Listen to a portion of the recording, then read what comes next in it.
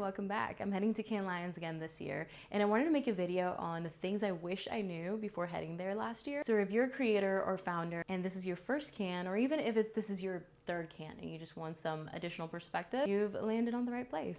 I'll actually be speaking for the second time in a row at Cannes, so join me on June 22nd. Anyway, let's get right into it. Things I wish I knew before heading to Cannes Lions International Festival of Creativity. Number one, you're gonna RSVP for everything. Even if you don't think you'll get accepted, you might. Even if you don't think you're attending, you most likely will. Why? Because we all make friends there that we're gonna wanna follow around, and if they're in but you're not, it's just gonna kill the vibe. RSVP, you never know what rooms you may get into. Don't go to parties just based on who's performing or what's happening or are there free drinks. You're telling me you spent all that money to go to a rave?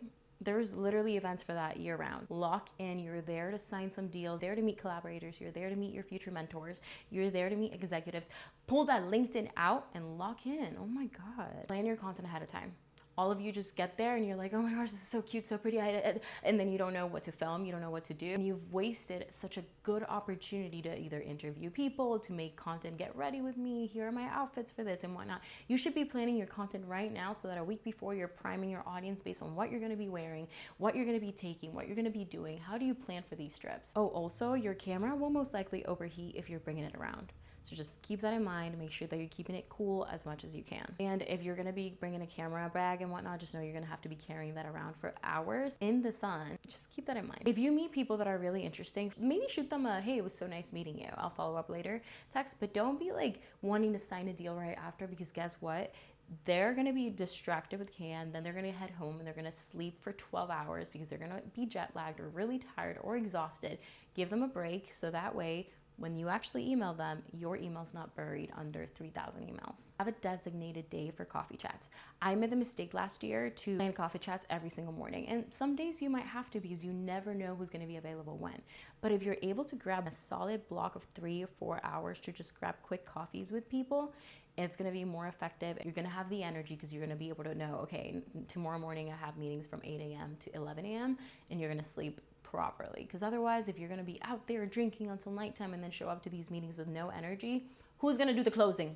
Who's gonna close the deals? For better and cheaper food, leave La Croisette. Leave that area, head over to Le Souquet and all of that area towards the back. You wanna go back. You wanna go away from the ocean in order to eat better and cheaper food, because a lot of the things in La Croisette are very much tourist traps. If your hotel's too far, find a friend that is staying nearby or go to a hotel's lobby and ask what options are. So do you guys have any sort of lockers I can rent?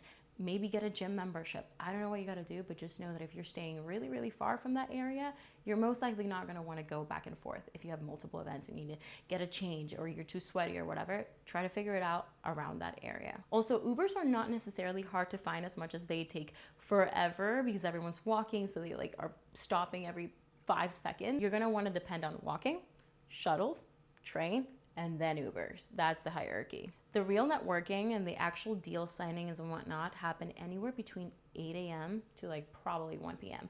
After that, everybody is exhausted. They're gonna wanna look forward to the parties. They're gonna wanna have lunch. So just make sure that you do have those morning walks, those coffee chats. Because people will say, oh, I sign deals because I meet people at parties and whatnot. Sure, but you're basically marinating them on a conversation that you had in the morning. So go for coffee in the morning, marinate the thought when you see them out partying and whatnot at night, okay? This one's for those creators who love hanging out in cliques. Literally, your bank account is suffering because you are in a little clique. Your friends are not gonna pay you, most likely. They're not gonna pay you, just so you know. So seeing them there is the equivalent of seeing them on a Euro trip, okay? What you're gonna do is you're gonna be like, oh my gosh, so good to see you. Maybe grab lunch, coffees, meet up for stuff like that, and then be like, peace out, I'm gonna go talk to people. Every day, have one block, maybe it's an hour, maybe it's 2 hours, in which you don't have anything planned, and make sure that you have that available for either work emergencies, or if you need to lock in a little bit, or if you just wanna make space for magical encounters, or if you just wanna rest, because trust me, your social battery is gonna be at 0 by the end of the week, go ahead and use that time for that. Adding people on Instagram when you meet them, amateur move, because you're gonna wanna get their LinkedIn. You know, the odds of you going back through your followings and like clicking on profiles when people have different usernames and whatnot are really low, versus if you get their LinkedIn, take a screenshot of their LinkedIn profile, add it to favorites or to an album that says people I need to connect with later. That is how you're gonna stay locked in. Which leads me to my next point. After you do all of that, when you go home, whether that is to change, to go to the party, or to just go to sleep, you're gonna go and pull out a transcription tool of any sort. Otter AI, Whisper, whatever you want. Brain dump your entire day. Be like, okay, so today I did this and I met this person and they told me about this thing they're working on. So when I follow up, I'm gonna mention that one thing, and just do a brain dump so you can have like an actual diary of everything that's going on during the week, because otherwise you're gonna forget. I guarantee you're gonna forget 90% of the situations and the conversations and the people that you met. And so if you actually wanna take advantage of this powerful energetic space that is Cannes Lions, because you're gonna meet all sorts of people and collaborators and mentors and friends and executives and this and that, you're gonna wanna make sure that you're keeping a journal of that. This is so simple, but for some reason, people don't just date, you ask someone for coffee, especially if it is someone that you want something from. Let's be so for real, pay for their coffee. Let's not just be like, let me take you to a cabana to get the same like finger food that everybody else gets. No, if you are gonna take somebody for ice cream, for a smoothie, for coffee, hot coffee, by the way, good luck finding iced lattes, pay for it. You're taking their time. They're taking time out of their busy day. Come ready to give something in return. That is how relationships work. For God's sake, so many of you. I've seen it. I've had that done to me by people who asked me to be their mentor too. Back in the day, as if I'm 5,000 years old, but back in the day, I'm like literally a few years ago, and I still do it to this day. Anytime I ask someone for their time, they get home, they have a gift card from me, from a software called thanks.com. You could even do that, literally. If you don't wanna take them somewhere, you don't have time or whatever, be like, by the way, check your email later, I have something for you. And say them a thanks. It could be a little gift card for a coffee once they get back home, or a Sephora card, but be intentional. You're taking people's time. If you need to get work done, don't just go to a random cafe because of the vibes. Go to the cabanas. Some of them allow you to sit in their little social areas because they have Wi-Fi, or go to a hotel lobby, get the Wi-Fi, order a quick coffee. Sit there and don't put your earbuds in. Oh my God, do not put your earbuds in.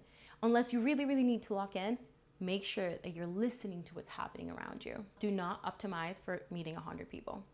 So many of you pride yourselves into like, oh my gosh, I got like 200 people's Instagram this week. I met so many people. Cool. I guarantee you're not gonna connect with any of them. Optimize your life for meeting 15 quality people. 15 people that you can see yourself building a relationship with. Next up is you still have time to secure a campaign for Cannes Lions. Here's the thing. We're not yet at the part where brands are flying out everybody and their grandmas to Cannes Lions, because it is expensive. It is expensive, especially because a lot of us, like, you know, we expect to be, by a brand, we expect to be flown Delta One and this and that, and like the hotel has to be nice and whatnot, right? A lot of brands either don't see the value just yet, or they cannot afford it. So what do they do instead? They scout creators who are already going, who are confirmed, who have their Airbnb or their hotel ready and their flight confirmed, so that way they can activate them over there. I already signed, this week I signed my deal. I had already paid for everything, and I am speaking now at Cannes Lions, and I also signed a deal with a brand. You still have time. It is June 1st. You have time. Or by the time you see this, I don't know when it'll be. It was a little personal, but I gotta let the girlies know. Just because you're wearing linen and dresses does not mean that you won't suffer.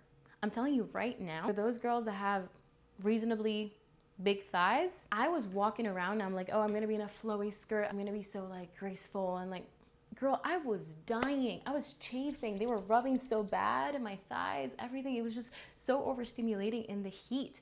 I had to start like buying those little glide-on thingies so it wouldn't chafe as much. And even then, it was so uncomfortable. So instead, I remember walking into like an Intissimi or whatever, and I bought this very, I don't know how to, I'm gonna show you. I bought this thing. These like, I don't know what they're called. I don't know. It's called like a miracle suit or something like that. And I didn't buy it so he could like squeeze me and snatch me. No, I bought it because I wanted to walk distances and not have my thighs rub and not be super sweaty and all that stuff. And this, holy grail, because look at the material. Oh, I broke.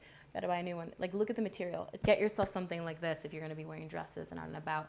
The shoes that you chose that are really cutesy, like I just got these Tony Bianco heels that I wanna wear because they're tiny heels.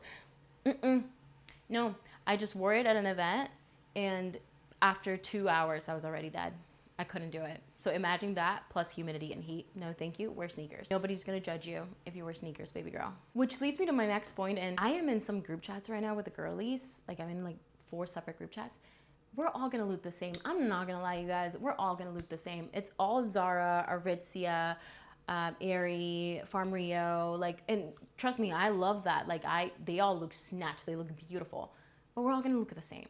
And sometimes there's no way to avoid that unless you want to spend a lot of money. So what I started doing is I have been thrifting some outfits, especially in vintage stores. But if you cannot do that, find one accessory that people just can associate with you. Bonus points if it has something to do with your brand. Whatever the case, the more visible, the better. Whether there's like, it's a hat or a bandana or whatever that is, wear something that is able to differentiate you from everybody else and that is easy to compliment. Because guess what? Networking 101 is you compliment somebody and you walk up to them, hey, I like your shirt. They're most likely gonna be like, oh my God, thank you so much. I got it this place. I'm like, oh yeah, cool. What's your name? What do you do? Okay, so make it easy for people to approach you. Lastly, be the connector. Be the person that says, hey, you should meet this person. Hey, fulanita, come here. I want you to meet fulanito. And you guys should connect because you're building something similar, because you guys should collaborate, because you guys would vibe. Be the connector, be of service. Hope you like a little bit more of these long form videos because I just yap too much for my 3-minute limit on Instagram. So there's that. Anyway, I'll see you later.